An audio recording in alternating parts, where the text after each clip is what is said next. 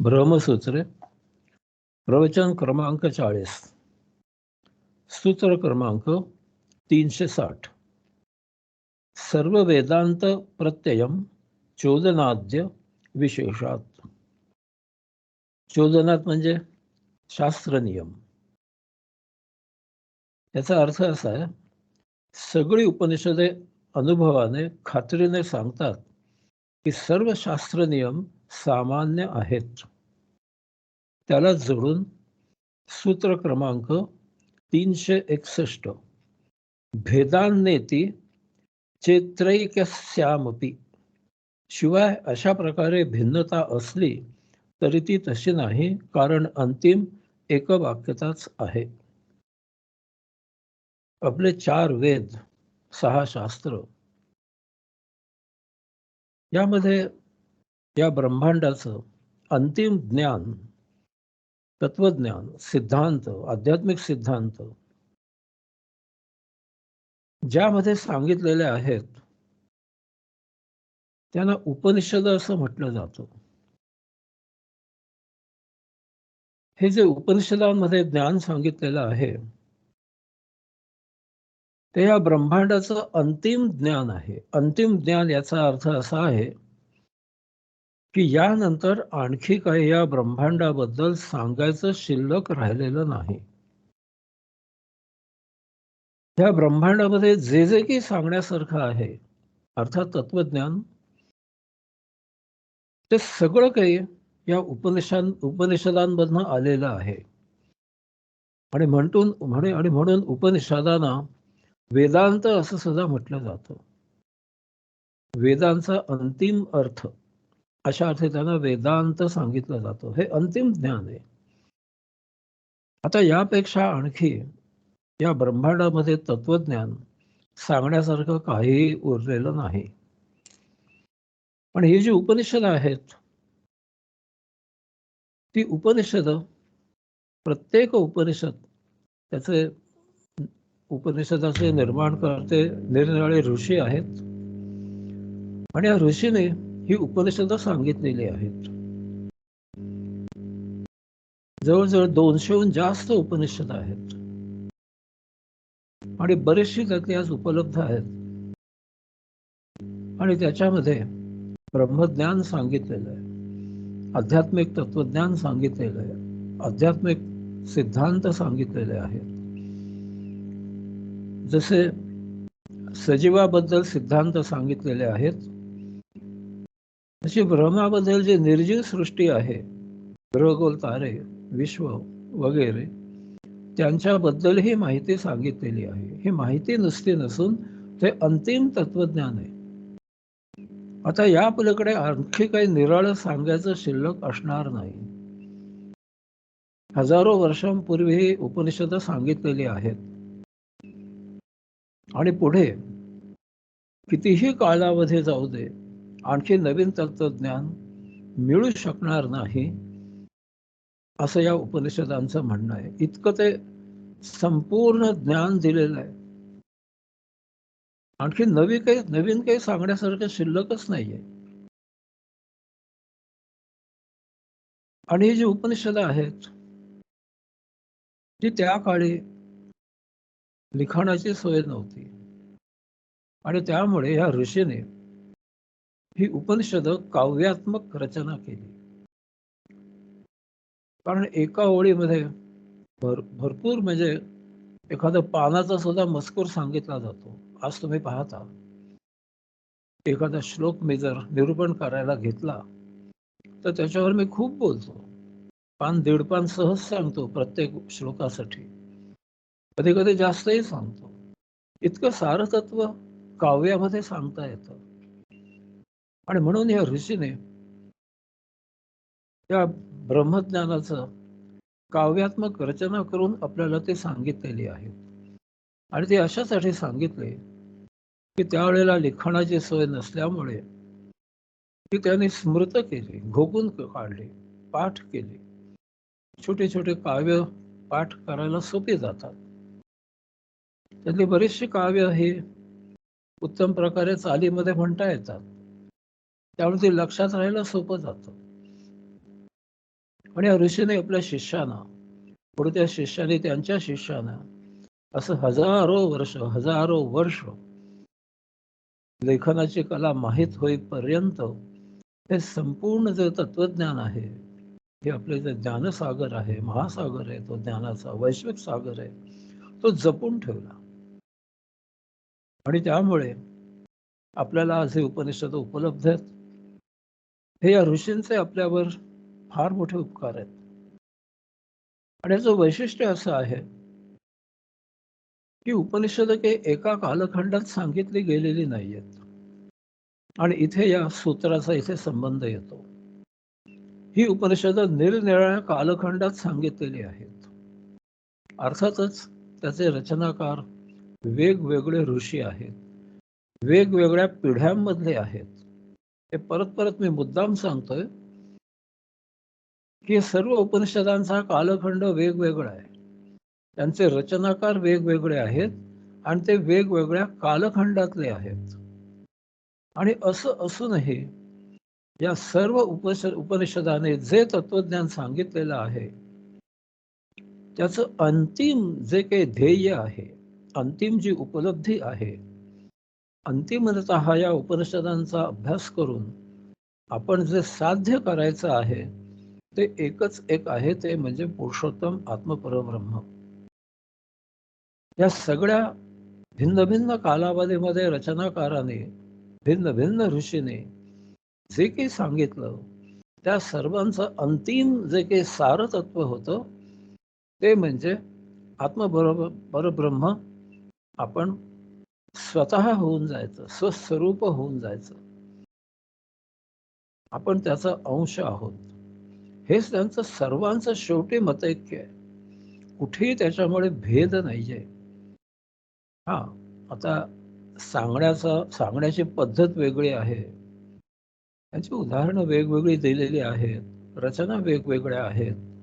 अशा प्रकारे त्यांच्यामध्ये भेद नक्की आहे. परंतु अंतिम ज्ञान म्हणून जे सांगितलेलं आहे, जे सार तत्व सांगितलेलं आहे, ते सगळ्यांचं एकच एक आहे. त्याबद्दल सर्व ऋषींचं वेगवेगळ्या कालखंडामध्ये मतैक्य आढळून येतं. याचा अर्थ असा आहे की या सर्व उपनिषदांमधून निरनिराळ्या कालखंडामध्ये वेगवेगळ्या ऋषीने जे तत्वज्ञान सांगितलेलं आहे, ते तत्वज्ञान तत्वतः सर्व एकच आहे. आता पद्धत वेगळी असेल, त्याचा तपशील वेगळा असेल, ही गोष्ट वेगळी. थोडंफार आपल्याला मतभेद झाल्यासारखे सुद्धा सकृत दर्शनी दिसतील, पण तसं ते शेवटपर्यंत नाहीये. सगळ्यांचं सारतत्व एकच ध्वनीत होतं सगळ्यामधून. त्यानंतर या उपनिषदांवर निरनिराळ्या लोकांनी अनेक प्रकारचं लेखन केलेलं आहे. उदाहरणार्थ, आता भगवद्गीता ही इसवी सन पूर्व 5,500 वर्षांपूर्वी सांगितलेली आहे. गीतेवर आजपर्यंत हजारो पुस्तकं लिहिली गेलेत. गीतेवर आजपर्यंत हजारो प्रवचनं दिलेली गेली आहेत. पण ती सुद्धा निरनिराळ्या कालखंडामध्ये दिलेली आहेत, निरनिराळ्या वक्त्यांनी दिलेली आहेत. गीता एकच आहे. आणि इतकं असून सुद्धा या सगळ्यांचे सांगण्याची पद्धत वेगळी आहे, त्याची रचना करायची पद्धत वेगळी आहे. आणि तरी सुद्धा शेवटी त्यांनी गीतेचं जे सारतत्व सांगितलं आहे प्रत्येक श्लोकाचं, ते सर्वांचं एकच एक आहे. कुठेही तिथे दुमत आढळून येत नाही. एका श्लोकाचा भिन्न अर्थ सांगितला गेलेला नाहीये. शेवटी त्यांनी तत्व एकच सांगितलेलं आहे. प्रत्येकाची व्यक्त करायची शैली वेगळी असते, प्रत्येकाचं आकलन शक्ती वेगळी असते, प्रतिभा वेगळी वेगळी असते. त्याला वेगवेगळं सुचत असतं. दाखले किंवा जे काही उदाहरणं देतात ती वेगळी असतात. पण शेवटी तत्वज्ञान एकच आहे. म्हणजे मी नेहमी सांगतो तसं, की शिखरावर जर तुम्हाला चढायचं असेल तर 8ही दिशाने तुम्ही चढू शकता. अर्थातच 8ही दिशा वेगवेगळ्या आहेत, रस्ता वेगवेगळा आहे, चढ उतार वेगवेगळे आहेत. पण शेवटी तुम्ही अंतिमतः त्या शिखरावर जे जाणार आहात ते एकाच ठिकाणी जाणार आहात. एकाच ठिकाणी पोचले जाईल शिखरावर 8ही दिशाने येऊन सुद्धा. तसंच हे आहे. वैश्विक ज्ञान जे आहे, वैश्विक तत्वज्ञान जे आहे, ते शेवटी तत्वज्ञान एकच आहे. त्यामध्ये बदल असंभव आहे. आणि ज्याला जसं हे उमजलं त्याने त्याच्या आकलन शक्तीप्रमाणे निरनिराळ्या पद्धतीने हे सर्वांना आपल्याला सांगून ठेवलेलं आहे. परंतु शेवटी मूलभूत सिद्धांत सगळ्यांचे एकच आहे. आणि म्हणून या सूत्रांमधून असं सांगितलेलं आहे की सगळी उपनिषदं अनुभवाने खात्रीने सांगतात की सर्व शास्त्र नियम सर्वसामान्य आहेत. सर्वसामान्य म्हणजे समान आहेत. कुठेही त्यामध्ये भेद नाहीये. शिवाय अशा प्रकारे भिन्नता असली तरी ती तशी नाही. कारण तिथे एकवाक्यताच आहे. म्हणजे मी आता सांगितलं तसं भिन्नता कशात आहे? आकलन शक्तीमध्ये. त्यामुळे सांगायची पद्धत वेगळी आहे, रचना वेगवेगळ्या आहेत, उदाहरणं वेगवेगळी आहेत. तिथे भेद आहे निश्चित. पण प्रत्येकाची प्रतिभा एकच असते अशातला भाग नाही. पण शेवटी त्याला जे समजतं ते शेवटी अंतिमता एकच आहे. आणि हे याचं वैशिष्ट्य आहे. आणि त्यामुळे असं इथे सिद्ध होतं की जे मूलभूत वैश्विक ज्ञान आहे, जे मूलभूत तत्वज्ञान आहे, ते सगळं एकच एक आहे. आणि हेच इथे सिद्ध होतं. इथे भेद कुठेही नाहीये. सूत्र क्रमांक 362. स्वाध्यायस्य तथात्वेन हि समाचरेधिकाराच्च सववचच्च तन्नियमः. आणि अभ्यास करताना त्याप्रमाणे वर्तन करायला प्रत्येकाला स्वातंत्र्य आहे. कारण शेवटी तसेच समान तत्व आहे. अध्यात्मामध्ये धर्म याचा अर्थ प्रत्येकाचं जे संचित आहे त्या संचिताप्रमाणे ते संचित संपवण्यासाठी आणि त्याचबरोबर नवीन संचित निर्माण होणार नाही यासाठी आचरण करणे ही धर्माची मूलभूत व्याख्या आहे. जितके संख्या या जगामध्ये आत्ता आहे तितके निरनिराळे धर्म आहेत. बराच वेळा आपण बोललोय हा विषय की धर्म असं काही एकत्रित काही असू शकत नाही. प्रत्येकाचं संचित वेगळं आहे, त्याप्रमाणे त्याचा स्वभाव वेगळा आहे, त्याचं आचरण वेगळं आहे. आणि संचित भिन्न असल्यामुळे प्रत्येक जणाचं संचित संपवण्यासाठी जे आचरण आहे ते अर्थातच भिन्न असायलाच पाहिजे. एरवी संचित संपणार नाही. त्याचबरोबर महत्वाचा मुद्दा असा की अशा प्रकारे गतसंचित संपवताना एक काळजी निश्चित घ्यायची आहे की त्यामुळे नवीन संचित निर्माण होणार नाही, नाहीतर त्याला काही अर्थच राहणार नाही. जुनं संपलं नवीन आलं, जुनं संपलं नवीन आलं, इन आउट संचित तसंच शिल्लक राहिलं, जुनं नाही तर नवीन. तसं होता कामा नये. गतसंचित संपूर्ण संपेल त्याप्रमाणे त्याने आचरण करायचं. ते आचरण म्हणजे त्या प्रत्येकाचा धर्म आहे. नवीन संचित निर्माण होऊ नये याची दक्षता त्याने घ्यायची. परंतु जसजसा काळ लोटला तसतसं ही जी धर्माची कल्पना आहे किंवा व्याख्या आहे की जितका मानव तितके त्यांचं संचित भिन्न भिन्न आणि तितके प्रत्येकाचा धर्म भिन्न भिन्न, त्याप्रमाणे त्याने आचरण करायचं आहे. आपलं संचित संपवायचं, नवीन संचित निर्माण होऊ द्यायचं नाही, मुक्त व्हायचं. पण जसजसं काळ पुढे पुढे वाहत गेला, पुढे पुढे आपण येत गेलो, तसतसं नवीन नवीन काळामध्ये एक वेगळीच गोष्ट घडून आली की एकाने कुणीतरी काहीतरी आचरण करावं, बाकीच्याने ते निरीक्षण करावं, त्यानं ते बरं वाटावं आणि त्याप्रमाणे त्याचा अनुनय करावा. म्हणजे एखाद्या व्यक्तीला त्याचं संचित संपण्यासाठी त्याने काही आचरण केलं, न कळत सुद्धा असेल, काही असू शकतं कळत न कळत, पण अर्थात त्याचं संचित संपलं, नवीन संचित निर्माण झालं नाही की त्याला परम आनंद होतो त्या आचरणामध्ये. तो मोठ्या आनंदात राहायला लागतो. त्याला निरीक्षण करणारे आजूबाजूला कुणीतरी असतात. अरे आपण असमाधानी आहोत, अतृप्त आहेत, हा मनुष्य बघा सदा बहार आनंदात असतो, मोठ्या मजेत असतो, समाधानी असतो, तृप्त आहे. हा काय करतो, कसं आचरण करतो? त्याला ते विचारतात, तो सांगतो. ते त्यांना आवडतं, तर त्याला ते प्रमुख करतात, त्याच्याकडनं ते शिकतात आणि मग त्याप्रमाणे ते आचरण करायला लागतात. झालं, जथा तयार होतो. जथा तयार होतो, एक समुदाय तयार होतो आणि त्याप्रमाणे ते संपूर्ण समुदाय, तो संपूर्ण जथा त्या एका माणसाने जे केलं त्याप्रमाणे तो करायला सुरुवात करतो, तो जथा, तो समुदाय.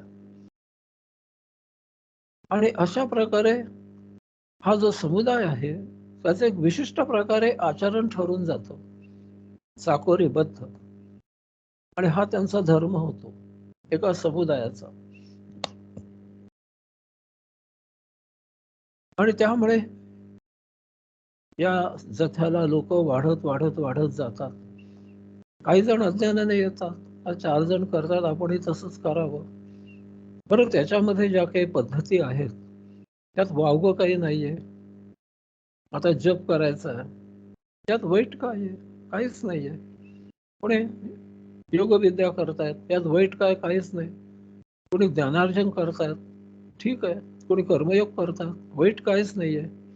त्यामुळे अर्थातच इथं कोणाचा तोटा व्हायचा प्रश्न नव्हता, कोणाचं असमाधान व्हायचा प्रश्न नव्हता, कोणाची अतृप्ती व्हायचा प्रश्न नव्हता, कोणाला दुःख, कष्ट, त्रास, पीडा, वैताग येण्याचा प्रश्न नव्हता. स्वाभाविकच हे दुःख, कष्ट, त्रास, पीडा, वैताग होत नाही म्हणून आपल्याला सुख वाटतं. काही लोकांना बरं वाटलं, हा काय सांगतो ते बरोबर आहे. अरे, झालं, तो स्वामी होऊन गेला, सगळ्यांचा प्रमुख होऊन गेला, धर्मसंस्थापक झाला, झाला, धर्म स्थापन झाला. आणि त्यामुळे धर्माची जी मूलभूत कल्पना आहे वैश्विक सिद्धांतानुसार, की प्रत्येकाच्या संचिताप्रमाणे प्रत्येक मानवाचा धर्म वेगळा असतो, हा विचार मागे पडला. इतका मागे पडला की आज हे मुद्दामून ज्यांना हे कळतं त्यांना सांगावं लागतं. आज मी तुमच्या पुढे प्रकर्षाने सतत सांगत असतो की दुसरा करतो म्हणून बाबा वाक्यांप्रमाणे वागू नका. तुम्हाला स्वतःला ते फायदेशीर आहे का नाही याची खात्री करा आणि त्याच्यामध्ये सुधारणा करून त्याप्रमाणे तुम्ही वागा. आणि म्हणून माझ्यासारखे जे आहेत एक विशिष्ट पद्धत तुम्हाला सांगत नाही. मी तुम्हाला अनेक प्रकारच्या उपासना सांगितल्या, आसनं सांगितली, अनेक प्रकारचे योग साधनं साकारायला सांगितली. फक्त एकच तत्व धरून बसलो नाही मी. तुम्हाला प्राणायाम शिकवला, तसं सहम ध्यानही शिकवलं, तसं त्राटक करायला शिकवलं, तसं काहीच नको शिकवलं, कशाचीच गरज नाही, सगळंच शिकवलं. जेवढं जेवढं मला माहित आहे तेवढं सगळं तुम्हाला दिलं. अनेक प्रकारच्या ध्यान पद्धती सांगितल्या, त्याच्यापेक्षा अजून बऱ्याच शिल्लक आहेत, नाही अशातला भाग नाही. आता मी एका जीवनामध्ये काय काय सांगणार? बाजारात पुस्तकं आहेत, 100-125 साधना सांगितलेल्या आहेत. पण त्यांच्यामधल्या प्रमुख ज्या होत्या त्या सगळ्या मी तुम्हाला सांगितल्या, की तुम्हाला जे त्याच्यामध्ये योग्य वाटेल ते तुम्ही घ्या. त्यामुळे तुम्हाला ज्याच्यामध्ये ध्यान लागेल ते तुम्ही स्वीकारा. आणि जपाबद्दल मूलभूत तत्व सांगितलं. विशिष्ट प्रकारचा जप असता कामा नये, कुठल्याही विशिष्ट देवदेवतेचा असता कामा नये, ते तत्व सांगितलं. त्यासाठी मला जे काही जप मिळाला भगवंत श्रींकडून तो तुम्हाला सांगितला आणि तुम्हाला चांगलं वाटू शकेल. पण त्यात कुठली विशिष्ट देवदेवता नाहीये. पण एखाद्याला वाटलं नाही मला दत्त आवडतो, तर हेही सांगितलंय, तो तू कर बाबा. दत्तोपासना कर, शिवोपासना कर. तर त्यामध्ये तुला जर बरं वाटत असेल तर करा.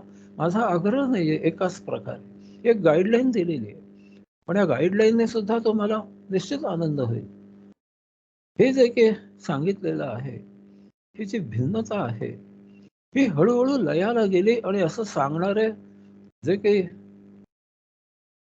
उपदेश करणारे त्यांचे जे प्रमुख आहेत, त्यांना आजकाल स्वामी किंवा वगैरे म्हटलं जातं, योगी म्हटलं जातं, संन्यासी म्हटलं जातं. मोठमोठे लोक आहेत ते, इंटरनॅशनल त्यांच्या शाखा आहेत.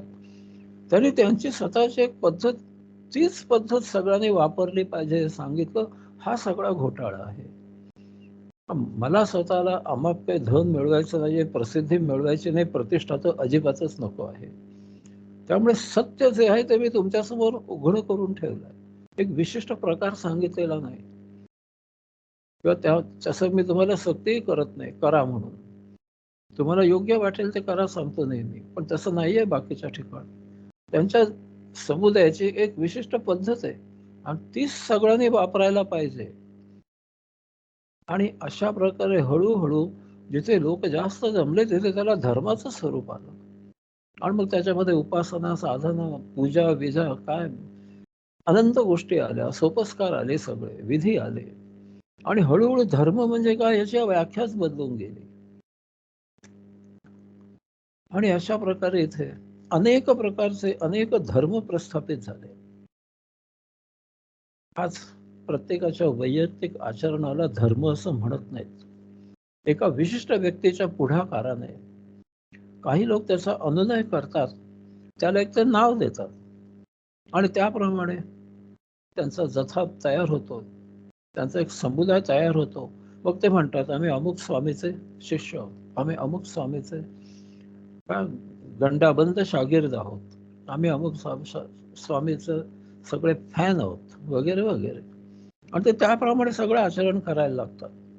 आणि काही जण तर इतके प्रभावित होतात, की त्यांचा जो कोणी प्रमुख असतो त्याच्याप्रमाणे पोशाख करायचे. तो दाढी वाढवतो तर दाढी वाढवायची. एखादा गुळगुळीत दाढी करणारा असतो, गुळगुळीत ठेवायची. त्याप्रमाणे आचरण करायला लागले. आणि अशा प्रकारे जगामध्ये अनेक अनेक धर्म स्थापन झाले. आता हिंदू, मुसलमान, ख्रिश्चन, बौद्ध, जैन वगैरे प्रमुख धर्म आहेत. पण असे 200 तरी धर्म आहेत किंवा जास्तच आहेत. अनेक धर्म आहेत जगामध्ये. आणि त्यांच्या आचरण करायच्या ज्या पद्धती आहेत किंवा जीवन जगायच्या पद्धती आहेत, त्या चालीरीती ज्या काही आहेत, विधी, सोपस्कार, नियम हे सगळे वेगवेगळे आहेत. आणि त्या पंथाप्रमाणे ते लोक त्याप्रमाणे त्या प्रकारे आचरण करत असतात. आणि अशा लोकांना प्रत्येकाच्या जथ्याचा किंवा त्यांचा जो काही समुदाय आहे, त्याचा जाज्वल्य अभिमान आहे. त्यांच्याबद्दल तुम्ही काही वेडं-वाकडं बोललात तर ते चवताळून उठतात तुमच्यावर. अतिशय जबरदस्त अभिमान आहे त्यांना त्या पद्धतीचा. हीच पद्धत योग्य आहे. असंच सगळ्यांनी करायला पाहिजे. तुम्ही करत नाही तर करू नका, पण आम्ही करणार आणि हेच योग्य आहे. त्याच्यापेक्षा वेगळं काही तुम्ही त्यांना सांगायला लागलात तर ते त्यांना पटत नाही. ते तुमच्याशी भांडण करायला येतात, तंटा करायला येतात. आता तुम्ही जर म्हणालात, की हे लोक असं कसं करू शकतात? असं का करतात? तर बाबा अगदी साधं कळायला यात काही विशेष कठीण नाहीये, की तुझं संचित वेगळं आहे, तुझा स्वभाव वेगळा आहे, तुला जे काही तुझं संचित संपायला पाहिजे, त्या वेगळं असल्यामुळे त्याची पद्धत वेगळी आहे, त्याचं आचरण वेगळं आहे. तसं तुला करायला पाहिजे. तू तसं का नाही करत बाबा? तर प्रत्येकाला तसं आचरण करावं याचं स्वातंत्र्य आहे. कोणी एकाने ठराविक संचित आचरण केलं, ठराविक संचित संपवण्यासाठी. त्यातून त्याला आनंद वाटला, लोकांनी पाहिलं, त्याचे ते फॉलोअर्स झाले. आता त्याला कोण काय करणार?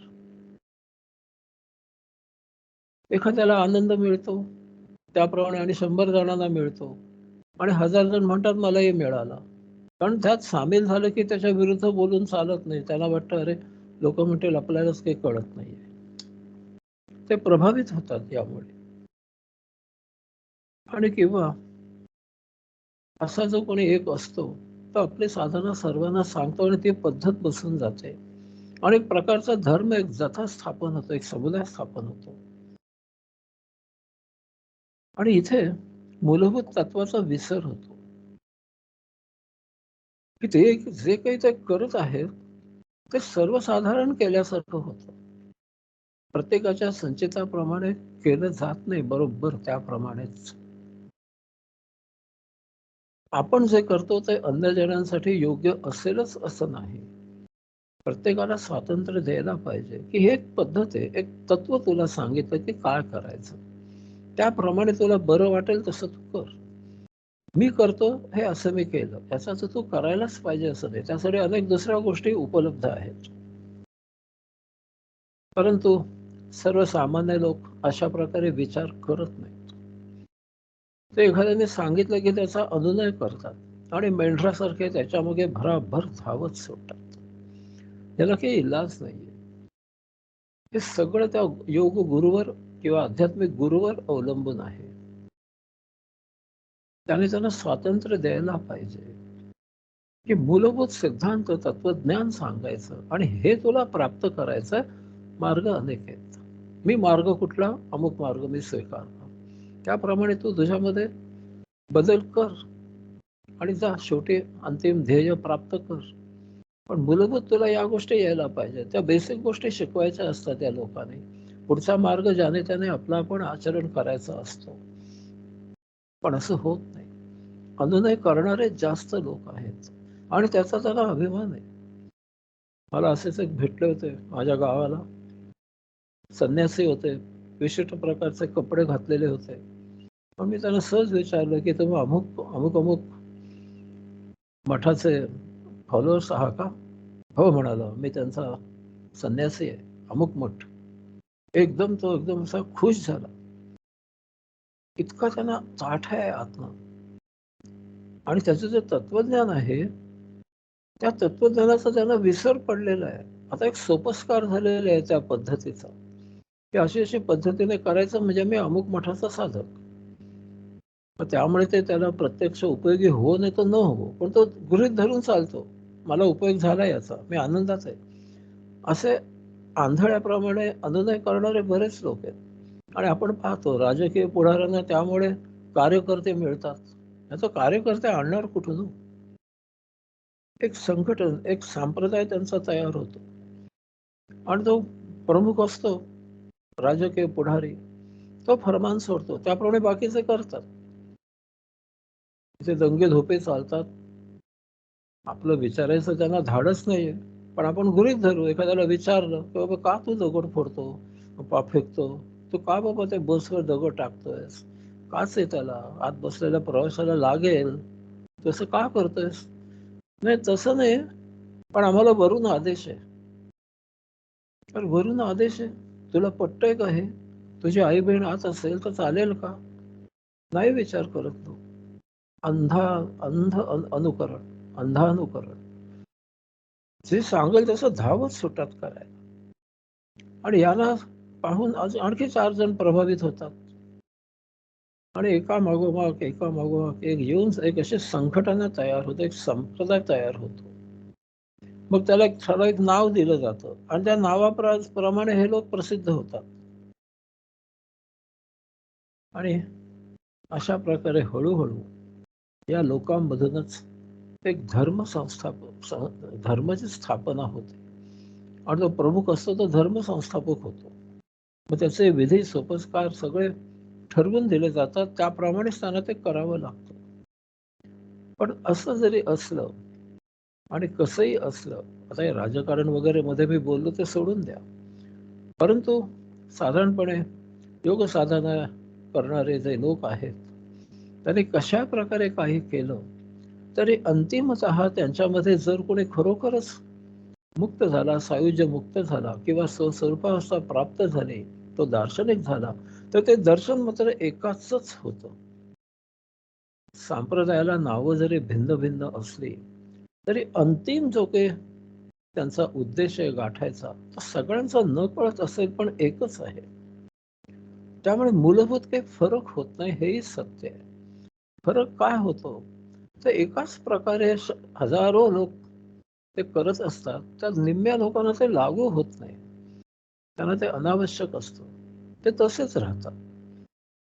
पण ज्यांना ते उपयोगी असतं त्यांच्या स्वभावाला, त्यांच्या संचिताला, ते तरुण जातात. ठीक आहे, तेवढं तर तेवढं ते तरुण जातात. उरलेले हळूहळू कंटाळतात आणि दुसऱ्या मार्गाला जातात. आहे समुदाय सोडून दुसऱ्या ठिकाणी जातात. कुठेतरी त्यांना एखादा त्यांच्या संचिताप्रमाणे मिळते साधना, तिथे करतात, नाही अशातला भाग नाही. पण शेवटी अंतिम तत्वज्ञान एकच आहे. आणि हे जे धर्म स्थापन झालेले जे आहेत, मग कुठलाही धर्म असू दे, मूळ धर्म संस्थापक हा मूलभूत आध्यात्मिक आहे. कोणीही असू दे मग तो आध्यात्मिक आहे. कुठलाही धर्म त्यामुळे असं सांगत नाही की इतर धर्मीय लोकांना बाटवा, आपलाच धर्म थोडा श्रेष्ठ आहे, बाकीच्यांना खून करा, त्यांचे दगड मारा, ठार मारून टाका, फक्त आपलाच धर्म राहिला पाहिजे जगामध्ये. मारामारी करा, दरोडे घाला, डाके घाला, बळजबरी करा, पाठवा, असं कुठलाच धर्म तत्वता सांगत नाही. तुम्ही कुठलाही धर्म जगामधला घेतला आणि त्यांचं जर त्यांचं जे पुस्तक असतं मूलभूत, आपलं जसं गीता आहे, भगवद्गीता, तसं त्यांची पुस्तकं आहेत प्रत्येकाची. ते जर तुम्ही वाचलत तर तिथे तुम्हाला सगळं समान तत्वज्ञान आढळेल. आता सांगायची पद्धत वेगळी आहे, त्याबद्दल दुमत नाही, पण तत्वज्ञान अंतिमता शेवटी तेच आहे, सगळीकडे सारखं तत्वज्ञान आहे. पुढे वाईट काही सांगितलेलं नाहीये. परंतु पुढे जे लोक आहेत, त्याच्यामधून त्यांनी स्वतःच्या स्वार्थासाठी त्यामध्ये जो बदल केलेला आहे, त्याच्यामध्ये सगळा वाईटपणा आहे. मग ते म्हणतात की नाही, मी अमुक धर्मीय, सगळ्या जगामध्ये माझाच धर्म झाला पाहिजे. हे त्याचं तत्वज्ञान आहे, त्याच्या संस्थापकाचं नाहीये, हे मूलभूत नाहीये. आणि म्हणून आज जो काही अनाचार, अयोगिक आचरण, अनात्माचरण जे आढळून येतं, ते मूळ धर्मसंस्थापकाने सांगितल्याच्या पेक्षा वेगळं काहीतरी त्यांच्या अनुनयाने केलेलं असल्यामुळे ते सांगितलं जात आहे. कुठेतरी त्याचा अहंकार एखाद्या दिवशी दुखावला जातो एखाद्याचा, की अरे माझा धर्म आहे, असा आहे तसा आहे, तर अमका तसं पडतो नाही, ते त्याला अहंकार येतो आत्म. कुठेतरी असं काहीतरी विचित्र घडलेलं आहे की त्यामुळे हे लोक कट्टर झालेले आहेत, आणि कट्टर म्हणजे आत्यंतिक टोकाला गेलेले आहेत, की मी म्हणतो तेच सत्य. असं असू शकत नाही कुठे. सगळ्यांचं बरोबर असतं, फक्त योगाचरण पाहिजे, आत्माचरण पाहिजे, सदाचार पाहिजे, एकमेकांना जाणून घ्यायचे सहनशीलता पाहिजे. सगळ्या धर्मांचा आदर करायला पाहिजे आणि त्यांचं जे चांगलं गोष्ट आहे ते समजावून घ्यायला पाहिजे. पण तसंही ते होत नाही. असं असलं तरी सुद्धा मूलभूत जे धर्म आहेत ते सगळे मुक्तीचेच आपल्याला उपदेश करतात, की सगळ्यातनं शेवटी एकाच ठिकाणी पोचायचं आहे, तुम्ही मुक्त व्हायचं आहे. अंतिम मुक्ती प्राप्त करायला सगळे पुरस्कार करणारे धर्म आहेत, जरी ते वेगवेगळे असले तरी सुद्धा. सूत्र क्रमांक 363, दर्शयतीच, आणि दार्शनिकांनी असे सांगितलं आहे. ते खरोखरच दार्शनिक आहेत, स्वस्वरूपावस्था प्राप्त झालेले आहेत, ते कुठल्याही धर्माचे असू दे, ते शेवटी हेच सांगतात. कुठलाही धर्म, मी आता नावं वगैरे घेत नाही, कारण मी हे प्रवचन सगळ्या ठिकाणी जाणार आहे. पण एखादा विशिष्ट धर्म असतो तो कट्टर असतो, तो म्हणतो की आमचंच सगळं खरं आहे, आमचंच तुम्ही फॉलोअप आम्हाला करायला पाहिजे, आमचा धर्म स्वीकारायला पाहिजे, आमचा धर्म सगळ्या जगामध्ये पसरला गेला पाहिजे. पण त्याचं जर तुम्ही पुस्तक वाचलं, त्याला जर विचारलं, हे कुठून आणलं बाबा, तुझं कुठलं ग्रंथ कुठला आहे, तुझा धर्मग्रंथ, तो म्हणतो अमुक आहे. मग तो त्याच्याकडनं मागवून घेऊन ते जर वाचून त्याला दाखवलं, तर तो सुद्धा शर्म येईल त्याला, तो सुद्धा शर्मेने मान खाली घालेल. तू म्हणतोस असं कुठे लिहिलंय याच्यामध्ये? सर्व धर्म सहिष्णुता शिकवलेली आहे सगळ्यांनी, पण शेवटी एकच तत्व आहे. कुठल्याही मार्गाने गेला तरी शेवटी तिथेच जायचं आहे, त्यात बदल काही नाही, मूलभूत तत्व एकच आहे, तिथेच सगळ्यांना मार्गस्थ व्हायचं आहे. आणि हा विचार जर पटला तर सगळे आनंदात राहायला लागतील, कोणी कोणाकडे वाकड्या वाकड्या नजरेने पाहणार नाही. तू ठीक आहे, एखाद्याचं एखाद्याचं धार्मिक अं, जे काही प्रार्थना स्थळ असेल, त्याच्या शेजारी दुसऱ्या धर्माचं प्रार्थना स्थळही असू शकेल, तर तो पाहिजे तसे जाईल आपापला. आपण जातो बाजारामध्ये, भूक लागते दुपारी, तिकडे अनेक ठिकाणी हॉटेल्स असतात, 10-12 हॉटेल्स असतात, आपल्याला पाहिजे तिथे आपण जातो. तसंच हे सोपं.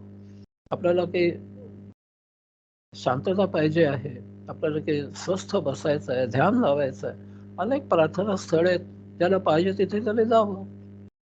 आपल्या मिलिटरीमध्ये हे मी प्रत्यक्ष पाहिलंय, आपल्या सगळ्यांना माहिती असेल. तुम्ही जर मिलिटरीच्या मंदिरामध्ये गेलात तिथे, तर तिथे प्रार्थना स्थळ असं म्हणतात त्याला, ते मंदिर म्हणत नाहीत, प्रार्थना स्थळ. आणि तिथे सगळ्या धर्माचं तिथे ठेवलेलं आहे, सगळ्या धर्माचं ठेवलेलं आहे. जो जसा आज जाईल त्याने आपापल्या धर्मासमोर तिथे समोर बसायचं, त्याने उपासना करावी, शांत बसावं, आपली प्रार्थना करावी आपल्या पद्धतीने. सगळं ठेवलेलं आहे तिथे, कुठलं वर्ज नाहीये मिलिटरीचा प्रार्थना स्थळांमधून. तसं हे सत्य, ही गोष्ट खरी आहे म्हणून दर्श आहे तिचं. जे खरोखरच दार्शनिक आहेत त्यांनी सगळं असंच सांगितलेलं आहे. सूत्र क्रमांक 364, उपसंहारोर्था भेदाद्विधी शेषवत समानेच. सांगायचा मुख्य मुद्द्याचे खंडन केले असता त्यात भिन्नता नाही, तसेच उर्वरित सोपस्कारात एकत्व आहे. मागील सूत्रामध्ये अनेक भिन्न जथे समुदाय पंथ वगैरे निर्माण होऊन त्यांना त्या समुदायाच्या धार्मिकतेचं स्वरूप आलेलं आहे असं आता आपण पाहिलं. तसंच या सर्व धर्मांचं मूलतः जे तत्वज्ञान आहे ते अंतिमतः एकच एक आहे. त्याला भिन्न नावं दिलेली आहेत हे सत्य आहे, परंतु अंतिमतः सगळ्यांनी एकाच तत्वाचा पुरस्कार केलेला आहे. सर्व धर्म अनेक प्रकारे निरनिराळ्या पूजा अर्चा विधी सोपस्कार मंत्र तंत्र चाली रीती त्यांच्या श्रद्धा त्यांचे मंत्र त्यांच्या प्रार्थना ज्या काही आहेत त्या भिन्न आहेत. त्याने काही फरक पडत नाही. त्याने जी काही तुम्ही साधना कराल त्याप्रमाणे शेवटी तुम्ही अंतिमतः एकाच ठिकाणी पोहोचता. हे सतत सगळ्यांनीच लक्षात ठेवायचं आहे, सगळ्या धर्मियांनी लक्षात ठेवायचं आहे. ब्रह्मसूत्र फक्त हिंदू धर्मासाठी नाही आहेत म्हणून त्याचं ब्रह्म नाव आहे. ब्रह्मांडामध्ये असलेल्या प्रत्येकाने, मग त्याचा धर्म पंथ जसा समुदाय जथा कुठलाही असू दे, त्यासाठी सगळे ब्रह्मसूत्र आहेत. सर्व धर्मामध्ये भक्ती कर्म ज्ञान अशा प्रकारच्या साधना शेवटी सांगितलेल्या आहेत. कुठलीही साधना कशी कोणी करत असू दे, शेवटी ते भक्ती कर्म ज्ञान या तीमध्ये कुठेतरी येऊन बसेल. याला कुठला धर्म अपवाद नाही. काही धर्मामध्ये योग साधना सांगितलेली आहे, सगळ्यांमध्ये आपल्यामध्ये योग साधना आहे, अनेक जणांच्या धर्मामध्ये योग साधना आहे. अशा प्रकारे भक्ती जरी एका विशिष्ट उपास्य देवतेची केली तरी शेवटी अंतिम एकाच तत्वाला सगळेजण पावन होतात. आपण म्हटलंच आहे, सर्व देव नमस्कारम केशवम प्रति गच्छति, आणि हे सत्य आहे. आता बघा, योग साधनेमध्ये आपल्याला काय करावं लागतं तर एकाग्र व्हावं लागतं, एक चित्ताग्रता यावी लागते, त्या अवशात्म्यामध्ये एकरूपता यावी लागते. आता हे जे योग साधनेमध्ये हे जे आहे एकाग्रता किंवा एक चित्ताग्रता किंवा एकरूपता, हे ज्ञानमार्गाला सुद्धा लागू आहे. तुम्ही जर एखादं प्रवचन एकाग्र होऊन ऐकत नसाल, तुम्हाला प्रवचन काही कळणार नाही. कानावरून इकडून तिकडे गेले वारे, आत काही शिरणार नाही. प्रवचन ऐकताना आता जर तुम्ही वेगळा काही विचार करत असाल मनामध्ये, तुम्ही माझ्याशी समरस झालेले नसाल, एकाग्र माझ्या प्रवचनाशी झालेले नसाल, काही समजणार नाही तुम्हाला. त्यामुळे योग साधनेमध्ये जे एकाग्रता सांगितलेले ते ज्ञानमार्गामध्ये सुद्धा आपोआपच येते. एरवी ज्ञान ग्रहण होतच नाही, त्याला एकाग्र असं नाव नाही दिलेलं. योग साधना सांगते एकचित्त व्हा, एकाग्र व्हा, अवशात्म्यावर ध्यान साध्य करा, सांगते, स्पष्ट सांगते. ज्ञानमार्गामध्ये हे फक्त अपरोक्ष आपोआपच साध्य केलं जातं.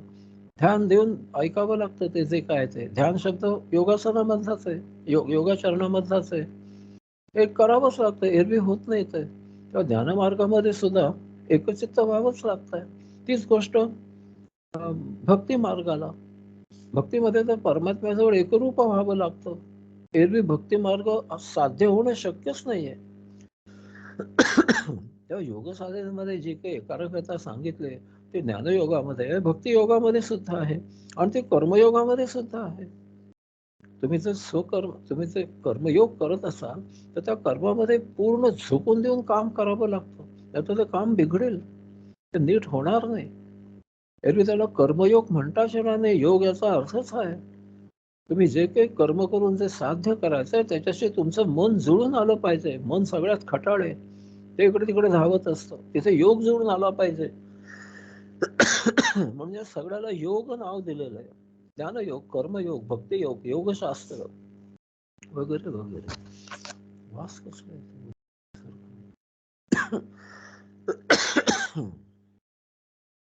असो, तर सांगायचा मुद्दा असा आहे की कुठल्याही मार्गामध्ये तुम्ही जरी गेलात तरी सगळीकडे एकच तत्व तुम्हाला शेवटी आहे, तिथेच तुम्हाला पोहोचायचं आहे.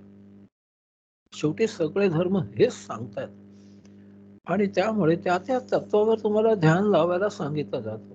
योगशाळेमध्ये औषधमेवर ध्यान लावा.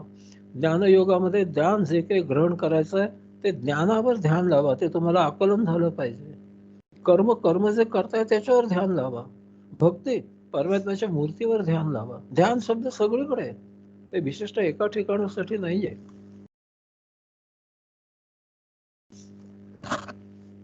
यास्तव जगामध्ये कोणताही धर्म कुठलाही असला तरी सर्व एकाच तत्वाने शेवटी अंतिमता घेऊन जाणारे आहेत.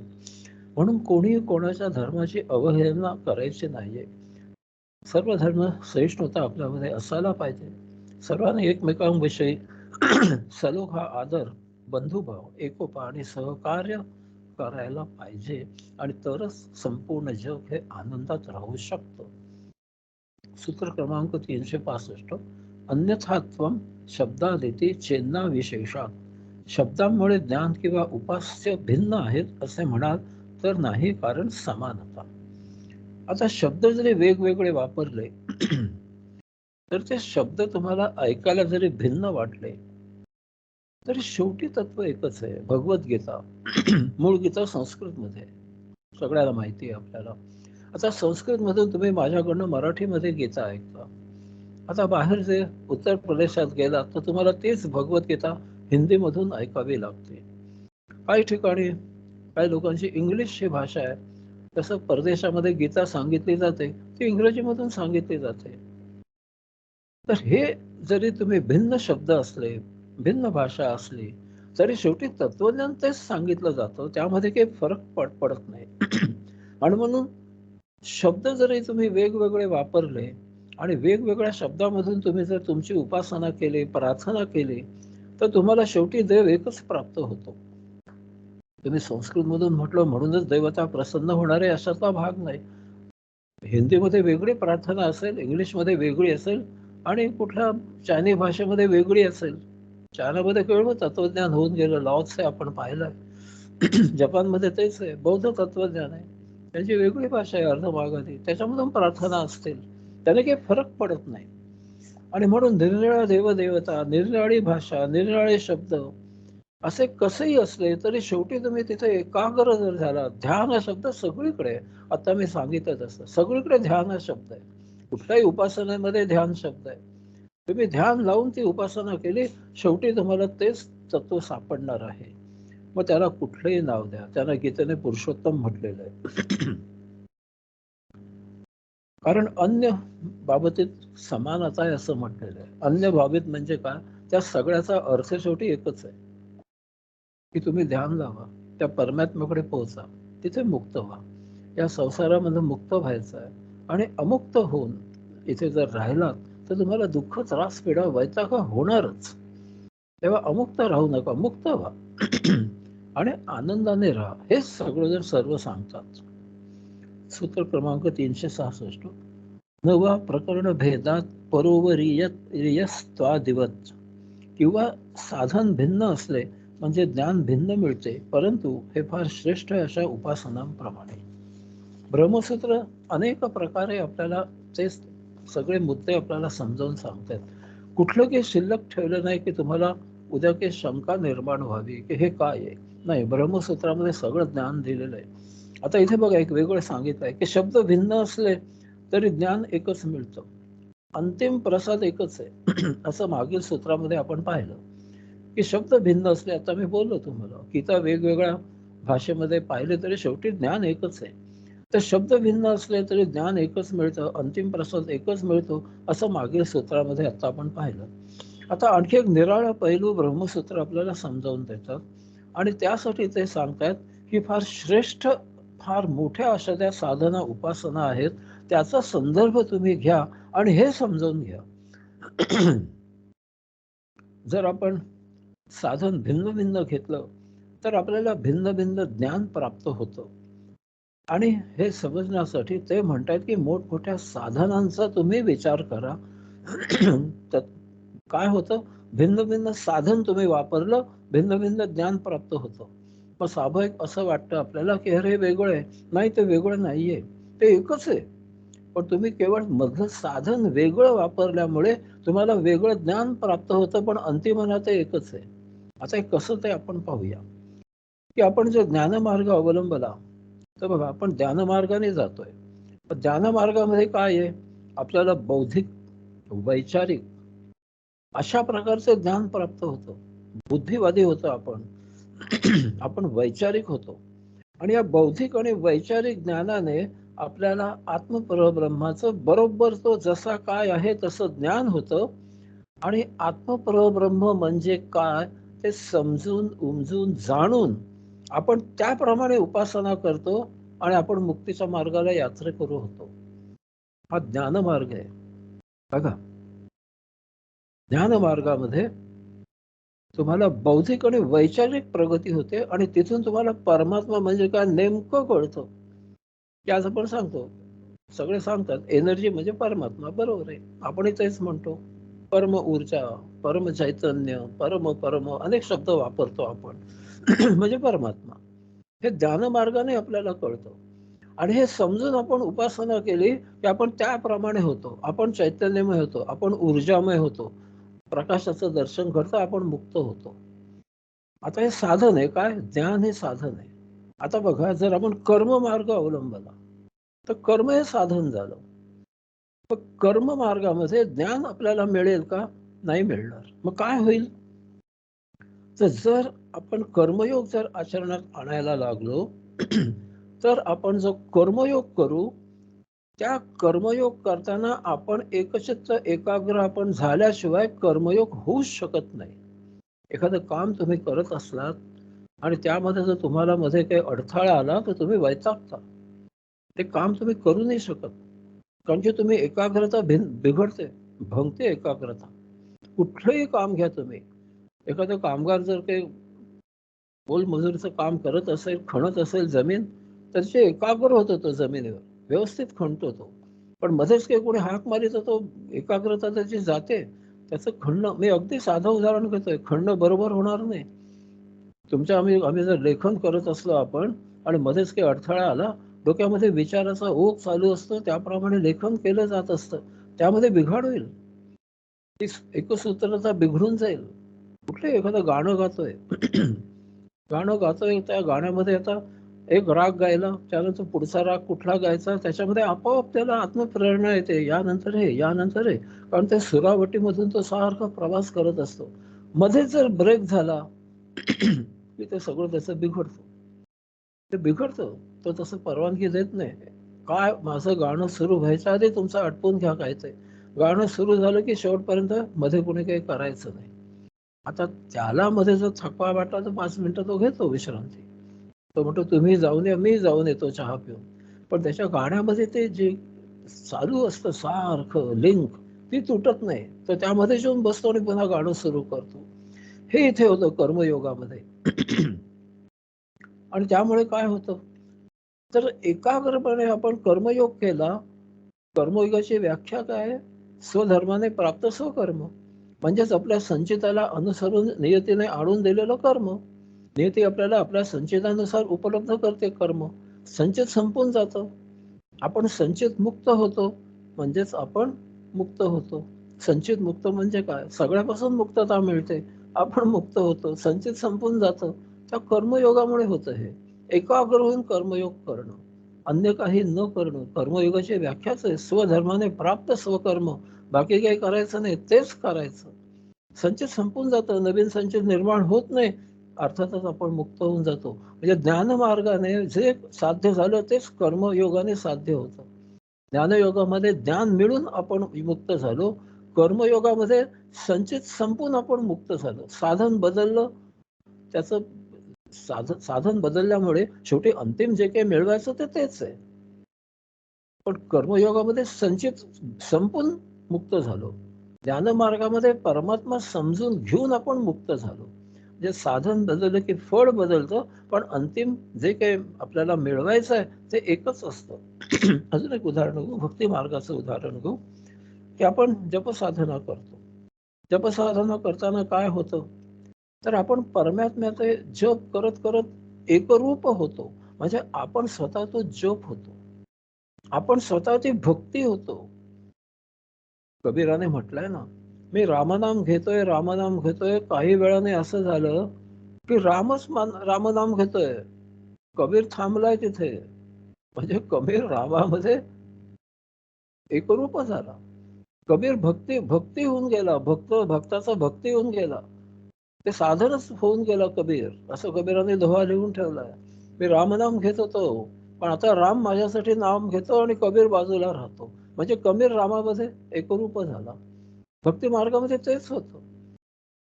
तुम्ही जर जप केला सतत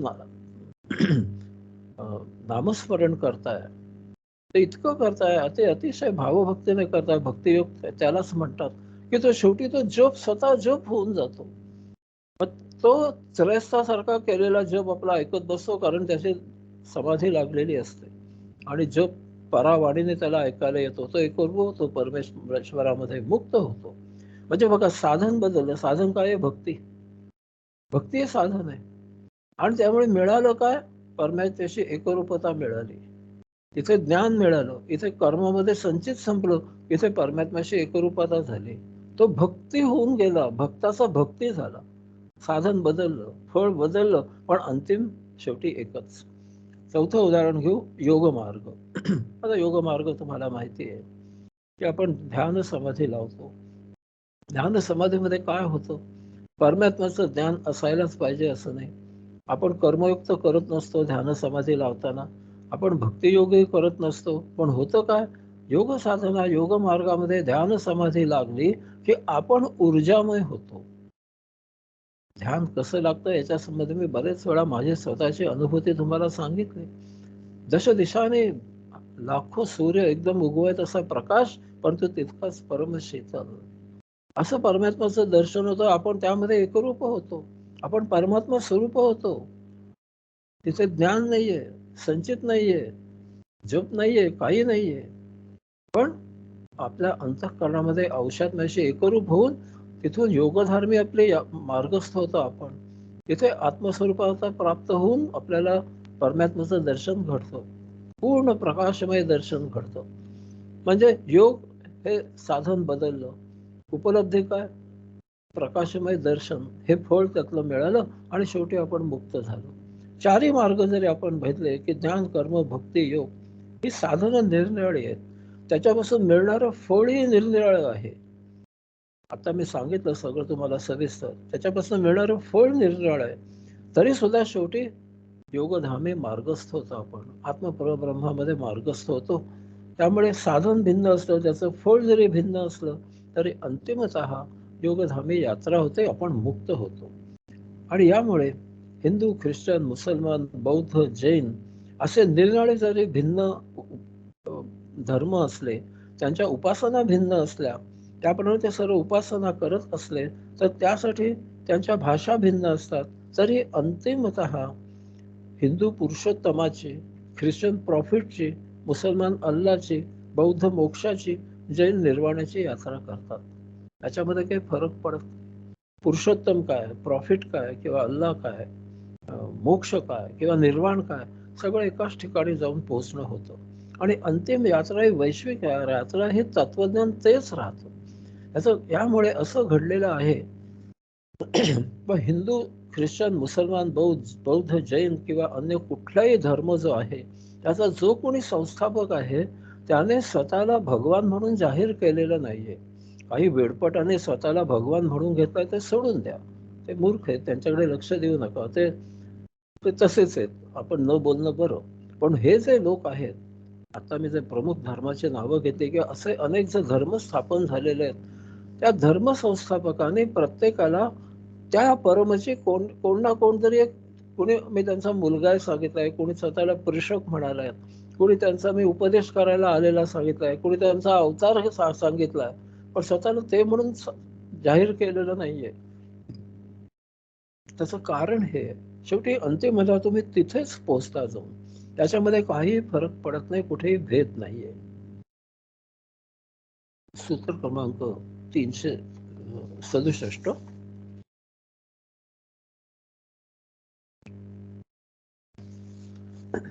संज्ञात श्रेत्त दुःखमस्ती तू तदपि. उपासना एकच असली तरी प्रसाद भिन्न असू शकतो, तसेच उपासना भिन्न असूनही प्रसाद एकच असू शकतो.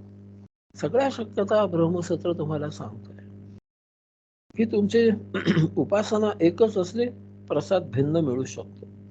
तुमची उपासना भिन्न असली, प्रसाद एकच मिळू शकतो. याचं खंडन आता आपण करायचं आहे. सज्जन दुर्जन यांनी एकाच प्रकारचा जप केला. एक उदाहरण म्हणून सांगतो. एक सज्जन आहे, एक दुर्जन आहे. त्यांनी एकाच प्रकारची उपासना केली, जप साधना केलेली आहे. आता त्यांनी जप केला की स्वाभाविकच त्यांना त्याचा प्रसाद भिन्न प्रकारे मिळतो. कसा मिळतो बघा, साधना एकच आहे, प्रसाद भिन्न प्रकारे मिळणार आहे. काय मिळतो? कारण त्यांचा संचित भिन्न आहे. प्रसाद भिन्न मिळायचं कारण जप साधना एकच केले तरी सुद्धा प्रसाद भिन्न मिळणार आहे, कारण त्यांचं संचित वेगळं आहे. आता सज्जनाने जर जप केलेला आहे आणि त्याचा प्रसाद काय असेल, त्याच्या संचित जे आहे त्याप्रमाणे त्याला दर्शन योग प्राप्त होईल.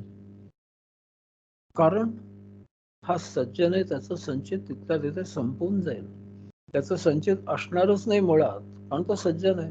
त्याचं त्याला सज्जन कसं म्हणणार? व त्याने जपसाधना केली, त्याचा प्रसाद त्याला भिन्न मिळतो, म्हणजे तो सगळ्यातून मुक्त होतो आणि परमात्मा त्याला सायुज्य मुक्त करतो किंवा मुक्त करून टाकतो. म्हणजे जपसाधना केले, फळ मिळालं, ते वेगळं मिळालं त्याच्याप्रमाणे. आता दुर्जनाने जपसाधनाच केले, मग त्याला सुद्धा जे फळ मिळेल ते सुद्धा फळ तसंच मिळेल. त्याला काय मिळेल? वर मिळेल. तर वर राक्षस सगळे वर मागून घेतात, मला अमुक पाहिजे तमुक. परमात्मा देतो त्यांना, घे बाबा घे, हरकत नाही. त्याने सुद्धा जपसाधनाच केले, फळ त्याला, जो सज्जन आहे त्याला वेगळं फळ मिळालं, त्याचं संचित नाहीये, तो मुक्त होऊन गेला. राक्षसाने तीच जपसाधना केले, त्याला फळ वेगळं मिळेल. काय? परमात्म्याला सांगेल तुला पाहिजे ते वर मागून घे, आणि ते मागतात वर, हे दे, ते दे, ते दे, ते दे. परमात्मा हो म्हणतो. मग परमात्मा काय करतो? तर तो कसं आचरण करतोय वर घेतल्यानंतर ते तो पाहतो. हा वर घेतल्यानंतर माजून समाजाला त्रास देतोय का, का त्या वराचा चांगला उपयोग करून सदा मुक्त होतोय, लोकांना मुक्तीचा उपदेश करतोय आणि सगळीकडे आनंदी आनंद परमात्म्याचं सगळं माझं काम करतोय त्या वरामुळे. हा करतो तरी काय नक्की? तर तो जर अशा प्रकारे लोकांना सतावायला लागला, राक्षसांची आपल्यापुढे अनेक उदाहरणं आहेत. मग परमात्मा त्याला काय करतो? त्याला सुधारायचा प्रयत्न करतो, पण नाही ऐकलं त्याला ताडण करतो, स्वतःमध्ये सामावून घेतो. पण तो जर सुधारला तर त्याला सुद्धा तो मुक्त करतो, सायुज्य मुक्त करतो, आणि तो प्रभूचं काम करत बसतो पुढे. अशी अनेक उदाहरणं आहेत. वाल्या कोळी केवढा खुनेगार, खुनी, दरोडेखोर, रामनाम त्याला जप केला त्याने, मग त्याला काय मिळालं? मुक्त झाला. वाल्मिक ऋषी झाला, तो परमात्म्याचं काम करत राहिला, सायुज्य मुक्त झाला. रावण ऐकेना, कंस ऐकेना, काही केल्या. रावणाचा तर जप केला होता कितीतरी, हिरण्यकश्यपू केवढे वर मागून घेतले, पण ते वृत्ती जाईना राक्षसी. शेवटी परमात्म्याने त्यांना ठार मारलं, स्वतःमध्ये सामावून घेतलं. म्हणजे जप साधना एकच केली सगळ्यांनी, फळ भिन्न भिन्न मिळालं. मग अंतिम निर्णय काय झाला? सज्जन मुक्त झाला, राक्षस मधल्या असं सगळं घडून परमात्म्याने त्याला मुक्त करून घेतला. ह्याच्या उलट समजून घ्यायचं. आता उपासना भिन्न असूनही प्रसाद एकच असू शकतो. उपासना भिन्न आहे काय? आता मी आपलं सगळं पाहिलं आपण, ज्ञानयोग, कर्मयोग, भक्तियोग, योग साधना, उपासना भिन्न आहेत, पूर्ण भिन्न आहेत. बघा सांगितलं तुम्हाला मी, ज्ञानयोगाने ज्ञान मिळतं परमात्म्याचं, परमात्मा म्हणजे काय ते नक्की कळतं आणि त्यामधून तो मुक्त होतो. कर्मयोगामध्ये कर्मावर एकचित्त व्हावं लागतं, संचित संपतं, म्हणून तो मुक्त होतो.